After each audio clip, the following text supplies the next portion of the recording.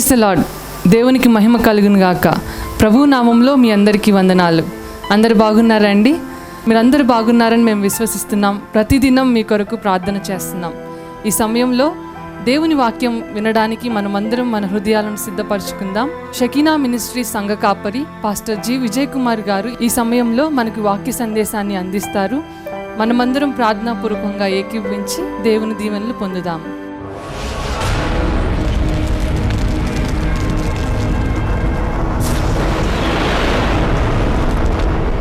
లూకాసు వార్తలోని మొదటి అధ్యాయము 26వ వచనం. 6వ నెలలో గబ్రియేలను దేవదూత 26వ వచనంలో ఏమని రాయింది?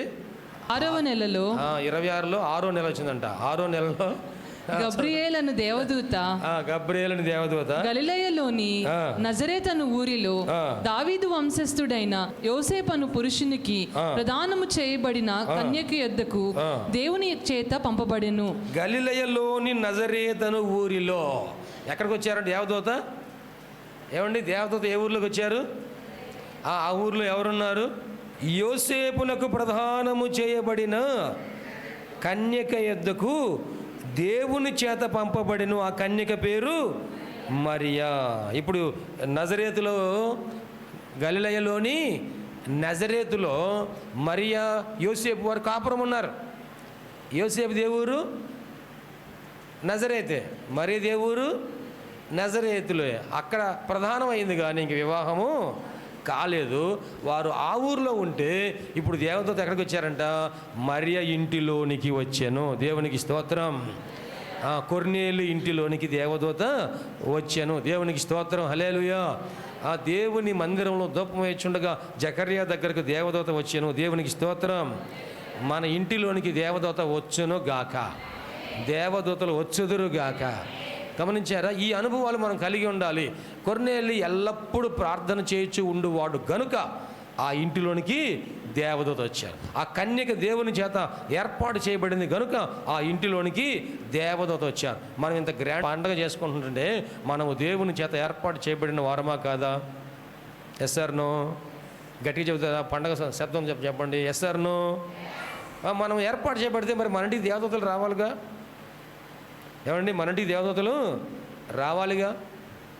మనం ప్రార్థన చేసే స్థలంలోకి దేవదూతలు రావాలి. మందిరంలో ప్రార్థన చేస్తున్న మందిరంలో దేవదూతలు రావాలిగా. ఈ అనుభవాలు నాకు కావాలి ప్రభువా. దేవునికి స్తోత్రం. హల్లెలూయా. కొర్నేలి అటువంటి ప్రార్థనాపరుడు కనుక దేవదూత దిగి వచ్చారు. ఈ జకర్యా అటువంటి ప్రార్థనాపరుడు కనుక దేవదూతలు దిగి వచ్చారు. ఇదిగో మరియ దగ్గరికి దేవదూత ఏ దేవదూత దిగి వచ్చారంట? ఏ దేవదూత? 6వ నెలలో గబ్రియేలను దేవదూత. ఏ దూత అంట? దేవదూత పేరు గబ్రియేలను దేవదూత దిగి వచ్చాను. దేవునికి మహిమ కలుగును గాక. గబ్రియేలను దేవదూత మీ ఇంటికి వచ్చాను గాక. ఆమేన్. ప్రభువా, ఈ పండగ అయిపోయేలోపు ఒకసారి నువ్వు రావడాను. ఆ దేవదూతను పంపించిన ఒక శుభవర్తమానం మాకు, ఒక వాగ్దానం మాకు దయచేన. పంపించడం ఆయనకు అసాధ్యమా? సూపర్ న్యాచురల్ థింగ్స్ అనేవి, అసాధారణమైన కార్యాలు మన జీవితాల్లో కూడా జరుగునుగాక, మన గృహాల్లో కూడా జరుగునుగాక, మన కుటుంబాల్లో కూడా జరుగునుగాక. నిజంగా దేవదూత మన ఇంట్లోకి వచ్చి మాట్లాడుతుంటే అసలు అప్పుడే మనకు అనిపించింది, నేను ఎప్పుడు పోయి మందిరంలో సాక్ష్యం చేద్దామా? ఏమనిపించిందండి? నేను ఎప్పుడు పోయి ఈ సంగతి ఇతరులకు తెలియజేద్దామా? ఎప్పుడు పోయి నేను దేవుని నామాన్ని గణపరుద్దామా? ఇదిగో దేవదూత నాకు ప్రత్యక్షమయ్యారు. దేవుడు నాతో మాట్లాడాడు. దేవునికి స్తోత్రం అండి. ఇప్పుడు ఆ గబ్రియేలు దేవదూత మరియతో ఏమని మాట్లాడారు? అక్కడ ఏమని రాయబడింది చూడండి దయచేసి. ఆ దూత లోపలికి వచ్చి ఆమెను చూచి, దయాప్రాప్తురాలా, నీకు శుభము, నీకు శుభము, ప్రభువు నీకు తోడై ఉన్నాడని. ఆ దేవదూత కనపడంగానే ఇందాక జకర్యాతో ఏమని మాట్లాడారు? జకర్యా, నువ్వు భయపడవద్దు అన్నారు. ఇప్పుడు ఏమని మాట్లాడుతున్నారు? అమ్మా దయాప్రాప్తురాలా, నీకు శుభము. దేవదూతలు మనకు ఏ వర్తమానాలు అందిస్తారంటే శుభవర్తమానాలు. దేవునికి స్తోత్రం అండి. దేవదూత నీకు శుభవర్తమానాలు అనుగ్రహించను గాక. అమ్మ నీకు శుభము, దయాప్రాప్తురాలా నీకు శుభము, ప్రభువు నీకు తోడై ఉన్నాడు. ఆమె ఆ మాటకు బహుగా తొందరపడి ఈ శుభవచనం ఏమిటో అని ఈ శుభవచనం ఏమిటో అని ఆలోచించుకొనుచుండగా దూత మరియా భయపడకుము దేవుని వలన నీవు కృప పొందితివి. ఇదిగో నీవు గర్భము ధరించి కుమారుని కని ఆయనకు యేసు అను పేరు పెట్టుదువు. ఆయనకు యేసు అను పేరు పెడతావు. ఆయన గొప్పవాడై సర్వోన్నతుని కుమారుని అనబడును. సర్వోన్నతుని కుమారుడు అని అనబడును. ప్రభు అయిన దేవుడు ఆయన తండ్రి అయిన దావీదు సింహాసనమును ఆయనకిచ్చును.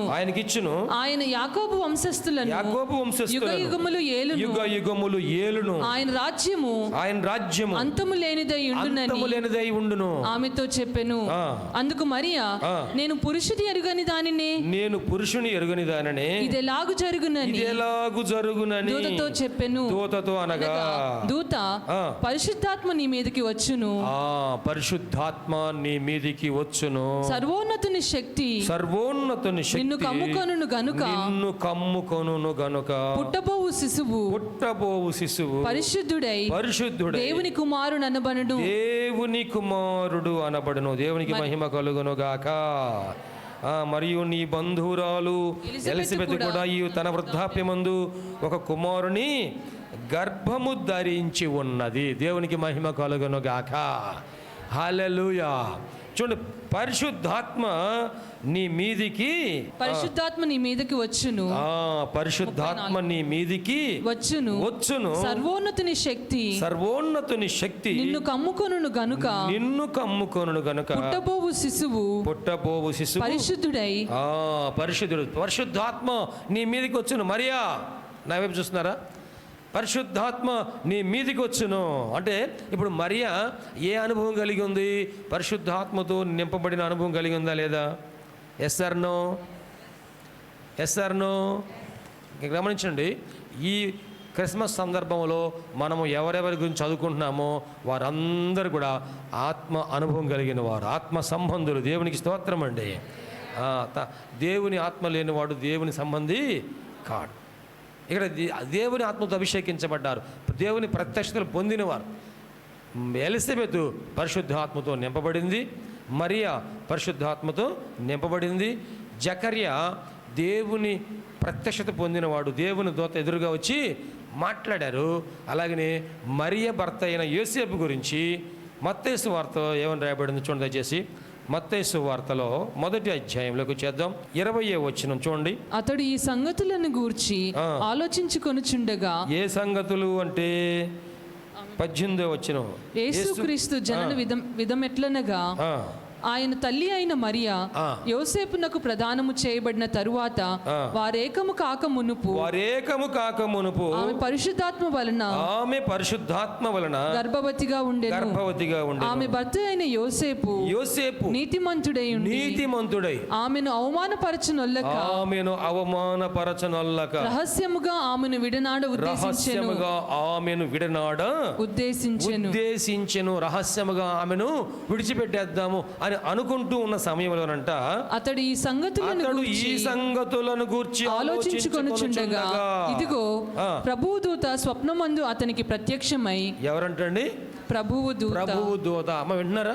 ప్రభువు దూత అనగా ఆ గబ్రియల్ దేవదూత మరేకేమో ఇంటిలోకి వచ్చి ఎదురుగా ప్రత్యక్షమయ్యారు. ఇప్పుడు ఈయన ఆ సంగతుల గురించి ఆలోచిస్తూ నిద్రపోతున్నాడంట. నిద్రపోయిన తర్వాత ఆ ప్రభువు దూత స్వప్నమందు ఎక్కడికి కనబడారంటండి? స్వప్నమందు అతనికి ప్రత్యక్షమై దావీదు కుమారుడు అయిన యోసేపు నీ భార్య అయిన మరియను చేర్చుకొనుటకు భయపడకుము. ఆమె గర్భము ధరించినది పరిశుద్ధాత్మ వలన కలిగినది. ఆమె యొక్క కుమారుని కనును తన ప్రజలను వారి పాపముల నుండి ఆయనే రక్షించును గనుక ఆయనకు యేసు అను పేరు పెట్టుదు అనేను. ఇదిగో గర్భవతి అయి కుమారుని కనును ఆయనకు ఇమ్మానుయేలును పేరు పెట్టుదురు అని ప్రభువు తన ప్రవక్త ద్వారా పలికిన మాట నెరవేరునట్లు ఇదంతయు జరిగెను. గట్టిగా చెప్పలు కొడుతూ యేసయ్యకు మహిమ చెల్లిద్దామా? అందరు గట్టిగా చెప్పలు కొడుతూ యేసయ్యకు మహిమ చెల్లిద్దామా? ప్రవక్త ద్వారా చెప్పబడినది యావత్తు నెరవేరినట్లుగా ఇదంతా జరిగిన. దేవునికి స్తోత్రాలండి. హల్లెలూయా.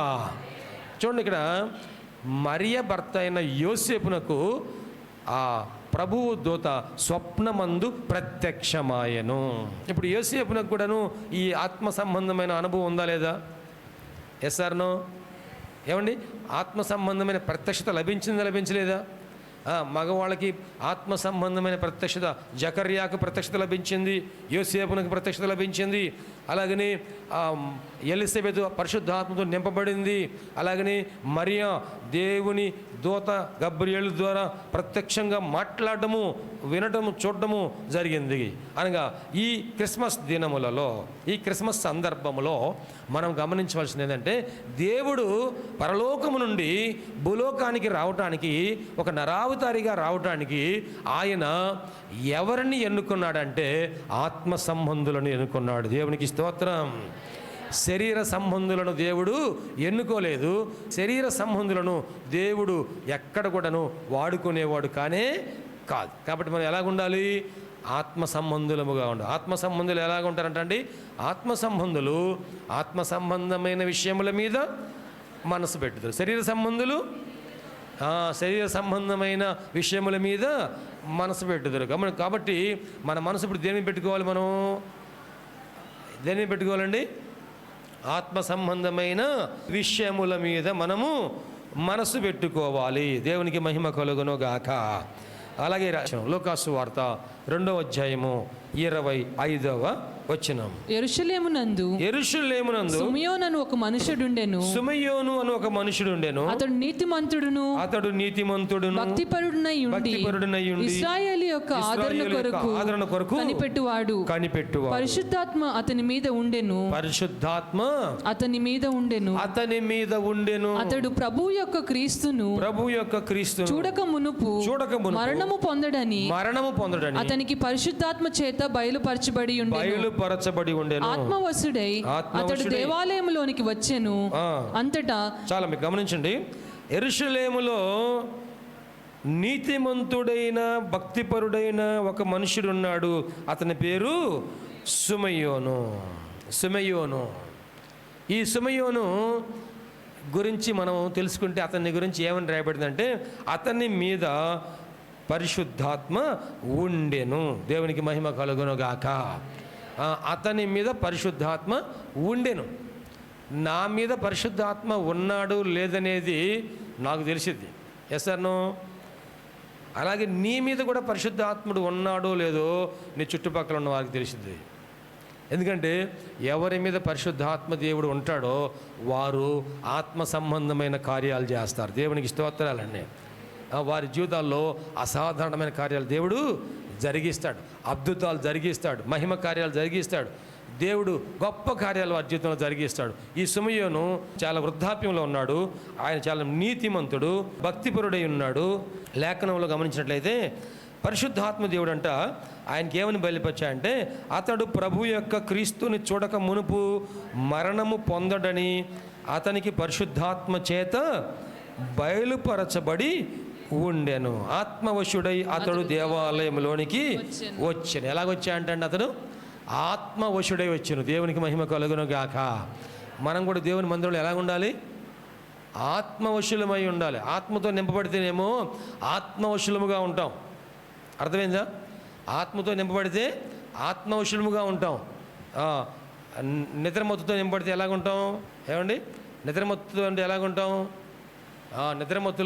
నిద్రమత్తులుగా ఉంటాం. కాబట్టి దేవాలయంలోకి వచ్చినప్పుడు మనం ఎలా రావాలి అంటే ఆత్మవశులముగా రావాలి. దేవునికి స్తోత్రం అండి. మందిరంలోకి రాగానే దేవుని పరిశుద్ధాత్మ మనల్ని దర్శించను గాక, మన మీదకి దిగొచ్చును గాక, మనల్ని ఆత్మవశులుగా ఆశీర్వదించను గాక. ఆమేన్. పేతురు గారు మేడగదిలోనికి వెళ్ళగానే ఆత్మవశుడై ప్రార్థన చేస్తున్నాడు. దేవునికి స్తోత్రం అండి. హల్లెలూయా. మనం కూడాను ఆ 120 మంది మేడగదిలోనికి వెళ్ళి ప్రార్థన చేస్తుండగా ఎప్పుడైతే పరిశుద్ధాత్మ గొప్ప ధ్వనితో నీ నాలుకలు విభాగింపబడినట్టుగా వారి మీదకి దిగిరాగానే అందరూ ఇంచుమించు 120 మంది ఆత్మవశులైరి. దేవునికి స్తోత్రం. హల్లెలూయా. అగ్ని దిగి వచ్చిందండి, అగ్ని దిగి వచ్చేది. ఇప్పుడు చూడండి, ఒకే చోట ఒక 120 గడ్డి వాములు ఉన్నాయి అనుకోండి. 120 గడ్డి వాములు ఉన్నాయి, వరిగడ్డి వాములు ఉన్నాయి. ఏదో పొరపాటున ఒక గడ్డి వాముకి అగ్ని అంటుకుంది అనుకోండి. అగ్ని అంటుకుంటే ఆ ఒక గడ్డి వామే తగలబడిద్దా, లేక మిగతా అన్ని గడ్డి వాములకి అగ్ని అంటుకుంటుందా? ఏమండి, అన్ని గడ్డి వాములకి అగ్ని అంటుకుంటూ ఉంటుంది అంతే. ఒకరి మీదకి పరిశుద్ధాత్మ దిగి రాగానే ఈ అగ్ని ఏమైందంటండి, ఒకరి మీద నుండి ఇంకొకరికి అది వ్యాపించుకుంటూ వెళ్తూ ఉంటుంది. దేవునికి మహిమ కలుగును గాక. అగ్ని యొక్క స్వభావం ఏంటంటే అది ఒక్కరికి వచ్చినప్పుడు ఒక్కరితో ఆగిపోయేది కాదు. కాబట్టి మన ప్రక్కన ఉన్న వాళ్ళు భాషలతో మాట్లాడుతుంటే వారి మీదకి ఏమొచ్చింది, ఏమొచ్చిందండి? పరిశుద్ధ ఆత్మ దిగి వచ్చింది. ఇప్పుడు మనం కూడా పక్కన ఉన్న వాళ్ళు మనం ఏం చేయాలి? ప్రభువా, నా మీద కూడా అగ్ని కొమ్మరించిన ఆయన. దేవునికి స్తోత్రం అండి. ఎప్పుడైతే మనం ప్రార్థన చేస్తామో పరిశుద్ధాత్మ దేవుడు మనందరినీ కూడాను దర్శిస్తాడు, నింపుతాడు. ఆ తర్వాత మనకు వచనాలు చదివినట్లయితే 36వ వచనం చూడండి. మరియు ఆషేరు గోత్రికురాలును పనూయేలు కుమార్తె అయిన అన్న అను ఒక ప్రవక్త ఉండెను. ఆమె కన్యాత్వం మొదలు 7 ఏండ్లు పెనిమిటితో సంసారము చేసి బహుకాలము గడిచినది.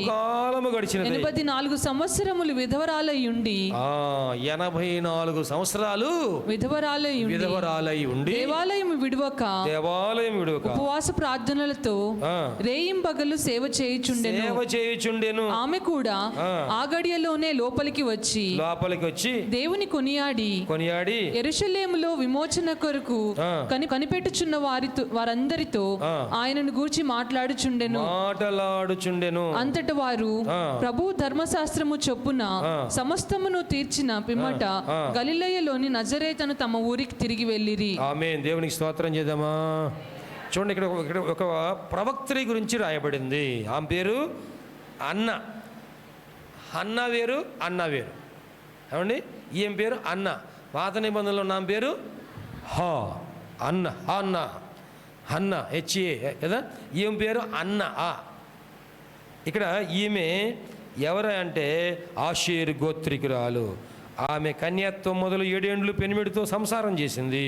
అయితే తన భర్త చనిపోవటం వలన ఆమె అప్పటి నుంచి విధవరాలై ఉండి 84 సంవత్సరాలు దేవాలయం విడువక ఉపవాస ప్రార్థనలతో రేయింబవళ్ళు దేవుని సేవ చేయుచుండెను. దేవునికి మహిమ కలుగను గాక. హల్లెలూయా. చూడండి, దురదృష్టవశాత్తు భర్త చనిపోతే ఆమె ఏం చేసిందంట, తన జీవితాన్ని ప్రభువుకి సమర్పణ చేసుకొని మందిరంలోనే ఉంటుందంట. దేవునికి స్తోత్రం. దేవుని మందిరమును విడువక 84 సంవత్సరాల వయసులో మందిరంలోనే ఉంటుందంట. దేవునికి స్తోత్రం అండి. ఈ రోజున 80 సంవత్సరాల వయసు వచ్చిన వాళ్ళు ఎంతమంది మందిరానికి వస్తున్నారు? ఆమె తల్లి, తన భర్త, తన బిడ్డలు, తన కుటుంబం అని ఏమీ లేదు. మరి ఎవరైతే విధవరాలుగా ఉన్నారో వారు తమ శేష జీవితం అంతా కూడా దేవునికి సమర్పించుకుంటే ఎంతో ఆశీర్వాదం. దేవునికి స్తోత్రం అండి. 7 సంవత్సరాలు తన భర్తతో కాపురం చేసినట్ట. ఆయన చనిపోయాడు. ఇంకా మరలా ఆమె వివాహం చేసుకోవాలనుకోలేదు, మరలా లోకం వైపు చూడలేదు. ఆమె తన జీవితం అంతా ప్రభువుకి సమర్పణ చేసుకుంది. సంపూర్ణ సమర్పణ చేసుకొని దేవుని సేవలో ఆమె రేయింబవళ్ళు ఉపవాసములతో ప్రార్థనలతో దేవుని సన్నిధిలో ఉంది. ఆ గడియలోనే ఆమె కూడా వచ్చి దేవుణ్ణి స్తుతించెను. దేవునికి మహిమ కలుగును గాక. హల్లెలూయా. ఇక్కడ గమనించినట్లయితే వీరందరూ కూడా పరిశుద్ధాత్మతో నడిపించబడ్డారు. ఈ క్రిస్మస్ దినముల్లో మనమందరూ కూడా నేర్చుకోవాల్సింది ఏంటంటే, మనము పండగ చేసుకోవాల్సిందే, ఇళ్ళు శుభ్రం చేసుకోవాల్సిందే, ఒళ్ళు శుభ్రం చేసుకోవాల్సిందే, ఇంట్లో అన్ని పనులు చేసుకోవాల్సిందే, వంటకాలు చేసుకోవాల్సిందే. కానీ దేవుని ఆత్మతో నడిపించబడాలి. దేవునికి మహిమ కలుగును గాక. దేవుని ఆత్మతో నడిపించబడకపోతే ఈ పండగ మనకు ఆత్మీయ పండుగలాగా ఉండదు, కానీ శరీర సంబంధమైన పండుగలాగా ఉంటుంది. అన్ని జనులు ఆచరించే శరీర సంబంధమైన పండుగలాగా ఉంటుంది. కానీ ఆత్మ సంబంధముగా మనం కనుక ప్రభుని వెంబడిస్తే మనము అప్పుడు ఇది ఎలాగుంటుంది అంటే ఇది ఆత్మ సంబంధమైన పండుగ. దేవుని రాజ్యము భోజనము పానము కాదు, కానీ ఆ నీతియు సమాధానమును పరిశుద్ధాత్మ యందలి ఆనందమునై ఉన్నది. అటువంటి కృప పరిశుద్ధాత్మ దేవుడు మనందరికీ దయచేయను గాక. ఆమేన్.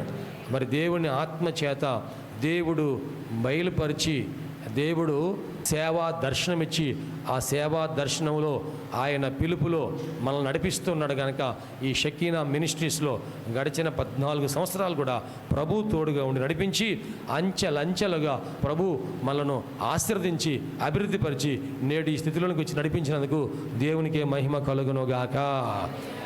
ఇక్కడ షకీనా మినిస్ట్రీస్లో మనం 14వ సంవత్సరం పండుగ జరిపించుకోబోతున్నాం. ఈ కృప ప్రభు మనకిచ్చినందుకు, ఆత్మానుసారంగా నడిపించినందుకు దేవునికే మహిమ కలుగును గాక. దేవుడి మాటలు మన వినికిడిలో ఆశీర్వదించను గాక.